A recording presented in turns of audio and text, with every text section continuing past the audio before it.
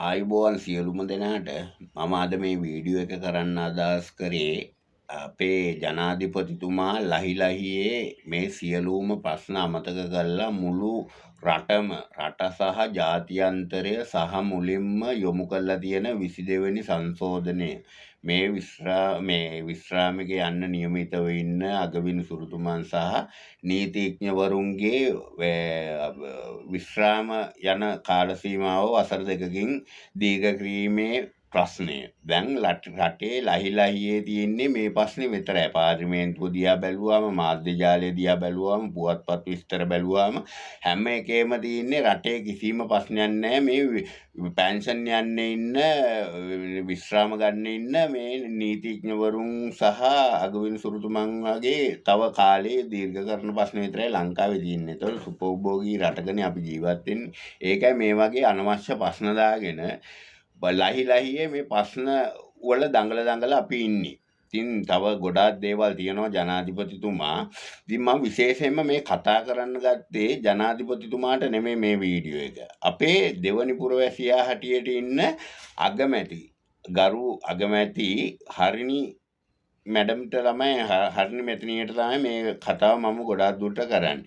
දැන් ඔබතුමිය නිසා මේ රටේ ඉන්න ජනතාව මහා විශාල විදිහට ඔබතුමිය විශ්වාස කරගෙන ඔබතුමිය වටේ ඉන්න කණ්ඩායම විශ්වාස කරගෙන තමයි මේ රටේ මේ තීරණය අරගෙන මේ අනුර කුමාර දිසානායක කියන ජනාධිපති පුටුවට අනුර කුමාර දිසානායක කියන දේශපාලන කොටස්කාරයාව මේ පුටුවට ගෙනාවේ. මොකද අපි පැහැදිලිවම දන්නවා 1965 ඉඳන් රෝණ විජේවීරගේ මේ ජනතා විමුක්ති පෙරමුණේ ආරම්භයේ ඉඳන් ඉතිහාසය බැලුවට පස්සේ දිගින් දිගටම එනකොට චන්ද්‍රිකා මැතිණියගේ ළඟත් ඉඳලා රනිල් වික්‍රමසිංහලා ඔය හැම තැනම මේ ඩාන්ස් එක දැම්මට ජනතා විමුක්ති පෙරමුණට තිබ්බේ ලංකාවේ 103ක බලය විතරයි.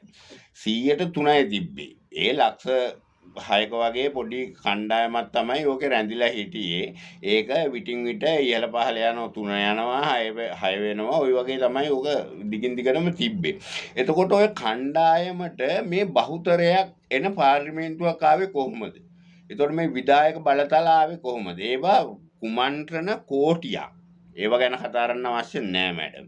ඒකෙන්ද කුමන්ත්‍රණ ගැන කතා කරලා වැඩක් නැහැ. කිසි දැන් කතා කරන්න අපිට තියෙන්නේ මේ ඉදිරියට යන ගමන්පතේ කොහොමද කියලා. දැන් ඔබතුමිය විශ්වාස කරා නම් රටේ ජනතාව ඔබතුමියත් යම්කිසි විශ්වාසයක් මතනේ ওই JVP එකත් එක්ක ජනතා විමුක්ති පෙරමුණත් එක්ක සන්දානගත වෙලා මේ මාලිමාව කියන මේ ස්වරූපයෙන් මේ ඔබතුමියගේ සහයත් අරගෙන මේ ජනතා විමුක්ති පෙරමුණ ඇතුළු ටිල්බින් සිල්ල මේ බලයට ආවේ. එතකොට ඔබතුමියත් එක්ක හිටිය උගත් පුද්ගලයින් සියල්ලම ගම්වල ඉන්න කට්ටියගේ ඒගොල්ලොන්වත් විශ්වාස කරගෙන ඔය කණ්ඩායම විශ්වාස කරගෙන තමයි ආවේ. එතකොට ඔබතුමියට තියෙනවා ලොකු බලපෑමක් මේකේ.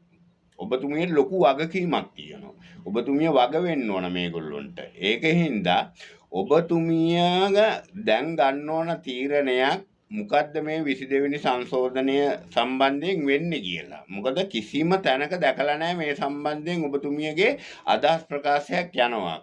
විවිධ කණ්ඩායම් වල සුළු මත තියෙනවා. නමුත් මහා කූට විදියට මේක ලහිලහියේ ගෙනල්ලා හදිසියේ මේ සම්බන්ධයෙන් වැඩ කටයුතු කරන්නේ මොකද කියන ප්‍රශ්නේ තියෙනවා. ඒකේ පොඩි ප්‍රශ්න රාශියක් තියෙනවා. එතකොට අපි බැලුවාම මේකට කැමැති පුද්ගලයන් හැටියට ලහිලහියේ ලෑස්ති වෙලා විග්නේශ්වර මහත්තයලා නේ ද්‍රවිඩ ජනතාවගේ ඉන්න නායකවරුන් හා සමානවම ඩයස්පෝරාවත් ඒ විදිහම මේකට කැමැත් වෙලා මේක ලහිලහියේ එකතු කරගන්න. ඒ වගේම අපේ හකිම් මැතිතුමාලා තාම මේකට කිසිම ප්‍රකාශයක් කළා නෑ මම දැනුවත්ව. එතකොට මුස්ලිම් ජනතාවත් මේකට ලහිලහියේ කැමති වෙන ලකුණු පේනවා. එතකොට මේක ජාතිය ભેදයක් ඇති වෙන ප්‍රශ්නයක් නෙමෙයි. නමුත් යම්කිසි කුඩා කණ්ඩායම් මේ රටවල් විනාශ කරන්න ගන්න තීරණ වලට ඔය විශ්‍රාම යන පනත උපයෝගී කරගන්න පුළුවන්. මොකද මේ රටේ අපි කරන හොඳ කිසිම වැඩකට ඔය විග්නේශ්වරන්ලා වගේ කට්ටිය උදව් කරේ නැහැ. ඒගොල්ලොන්ගේ ඔළුවේ තියෙන වෙන විස බීජයක්. ඒ විස බීජය හරහා යන්නේ. එතකොට වාසුදේව නානායක්කාර කියන අපේ පරණ දේශපාලඥයන් මම දැක්ක මේ සම්බන්ධයෙන් දිගින් දිගට කතා කරනවා. එතකොට වාසුදේව නානායක්කාර විග්නේශ්වරල්ලා සහ අධිකරණ ඇමතිලා මොන ස්වභාවයේ සමාජයේ තලවල ජීවත් වෙනවාද කියලා අපි දන්නේ නැහැ. කරුණු කාරණා නොදන්නෙත් නැහැ. ඒකින්ද ජනාධිපතිතුමිය දැන් මේ තීරණේ තව තවත් මේ ජනමත විචාරණ වලට යනවාද නැත්නම් ලේසියෙන් පාර්ලිමේන්තුවෙන්ම මේක ප්‍රශ්න විසඳ ගන්නවාද කියලා තීරණය ගන්න පුළුවන් හරිනි අගමැතිතුමියට. මොකද හරිනි අගමැතිතුමිය ළඟ තමයි මේ විශාල බලවේගය තියෙන්නේ. ඒ බලවේගයට වෙස් මූණ දාගෙන ජනතා විමුක්ති පෙරමුණ මේකාසේ රිංගලා තමයි මේ අයිති වැඩ කටයුතු කරන්නේ. ඒගොල්ලොන්ගේ පරණ ගනුදෙනු ඇති. ඉතින් අපි හිතනවා අපේ අගමැතිතුමිය ලංකාවේ වඩාත්ම බුද්ධිමත් ගැහණිය කියලානේ කියන්නේ. වැඩිපුර ඉගෙන ගත්තා කියලා කියනවනේ. ජාත්‍යන්තරයේ සැරිසරලා තියනවා කියලා කියනවනේ.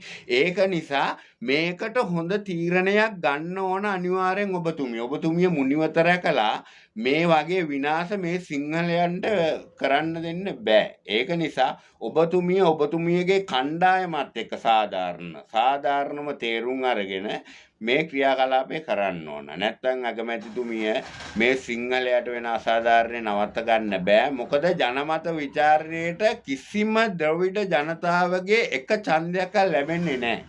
ඒක මට 100,000ක් මම කියනවා. ද්‍රවිඩ ජනතාවගේ කිසිම ඡන්දයක් ලැබෙන්නේ නැහැ. ඕකට විරුද්ධව ඕකට පක්ෂව ලැබෙන්නේ. එතකොට මුස්ලිම් ජනතාවත් ඒහා සමානයි කියන අදහස මගේ තියෙනවා. ඊට පස්සේ මේ සිංහල ජනතාව කියන එක එහෙයි මෙහෙයි කියලා වැනෙන කොටසක්නේ. මේගොල්ලෝගේ බුද්ධිය පොඩ්ඩක් එහා මෙහා වෙලා තියෙන්නේ. මේගොල්ලන්ට හිතන්න අවස්ථාවක් නැහැ. මේගොල්ලෝ ආතතියෙන් ඉන්නේ.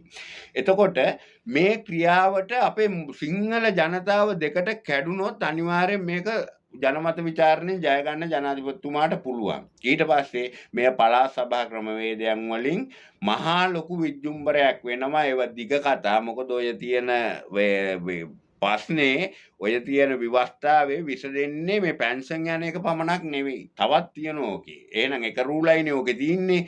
ඔයක තියෙනවා තව රූල් ගණනාවක්. දන්න දේ තියෙනවා නොදන්න දේ තියෙනවා. ඒක අපිට විශ්වාස කරන්න පුළුවන්. මොකද ඉන්දියාවත් එක්ක ගහලා තියෙන ගිවිසුම් මේ වෙනකොට කිසිම දෙයක් පරිසරයේ නැහැ. සමාජයට එන්නේ නැහනේ ඒක. ඒවා ඒ විදිහ හංගගෙන තියෙන. ඉතින් මේ හංගලා ගහන ගේම සත්‍ය අසත්‍ය ඔබතුමිය දන්න. ඔබතුමිය බුද්ධිමත් කාන්තාවක් විදියට සිංහල ජනතාව මහා පරිමාණයෙන්ම විශ්වාසය තිබ්බා අගමැතිතුමිය ගැන. ඒකයි ජනාධිපති මැතිවරණේ මහ මැතිවරණේ ඡන්ද ප්‍රතිඵලය බැලුවට පස්සේ කියන්න පුළුවන්. ඒකෙන්ද අගමැතිතුමිය නිවැරදි තීරණය ගනී කියලා අපි විශ්වාස කරනවා. අපි අගමැතිතුමියට කියනවා මේ පාප කර්මයට අත ගහන්න එපා. අනිවාර්යෙන් මේ විනාශය රටට වෙන්න දෙන්න එපා. අගමැතිතුමිය විශ්වාස කරපු ජනතාවට සත්‍ය තේරුම් ගන්න මේ ජනතා විමුක්ති පෙරමුණ වෙස්මුණ දාගෙන මේ දඟලන ප්‍රෝග්‍රෑම් එකෙන් හරි මගට යන්න පුළුවන් උපදෙස් දීලා හරි කෝණේ යන්න. නැත්තම් වෙන්නේ මේකයි බර්ණ ඉතිහාසයක් තියෙන රෝහණ විජේවීරට ගරු කිරිල්ලක් නැහැ. නන්දන ගුණතිලකලාට ගරු කරේ නැහැ. සෝමවංශලාට මොකද උනේ කියලා මේ ඒගොල්ලොන්ටත් ඒ විදිහම තමයි කාටවත් කියන්නේ. පරණ මේගොල්ලොන්ගේ සමාජිකයන්ව මේගොල්ලෝ හැම තිස්සෙම විනාශ කරපු එක කරේ. ඒකින්ද ඔබතුමියටත් වැඩි කල් යන්න නැහැ. ඔය අගමැති පුටුවේ ඉන්නකම් ওই විදිහේ තියෙයි. මේගොල්ලොන්ට බලය ඔයම ක්‍රමෙන් මේගොල්ලෝ ආණ්ඩු බලයට ආවා. මේගොල්ලොන් රාජ්‍ය බලය අල්ලගත්තොත් ඔබතුමියවත් එලවනවා. ඒක 100,000ක් විශ්වාසයි. මොකද ආගමක් දහමක් ජාතියක් ජම්මයක් නැති කොටසක් කරා තමයි මේ කතාව වෙන්නේ. ඔබතුමිය දැන් සාමාන්‍ය ජනතාව අවුරුදු 2 ඇතුළත තේරුම් ගත්තා නම් ඔබතුමිය ඊට වඩා කාලයක් මේ පුජ්‍යලින් ආශ්‍රය කරා. තේරුම් ගන්න එක මේ ලාභ ප්‍රයෝජන තකා මේ විනාශයේ සිංහල ජාතිය සිංහල රට බුද්ධ ආගම විනාශ කරන්න ඉඩ දෙන්න එපා. බොහොම ස්තුතියි.